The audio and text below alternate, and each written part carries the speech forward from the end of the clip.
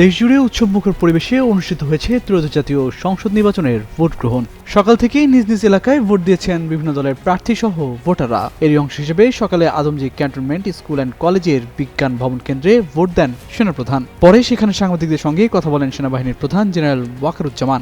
জানান, গত ১.৫ বছর ধরে তিনি আজকের এই দিনের জন্য অপেক্ষা করছিলেন।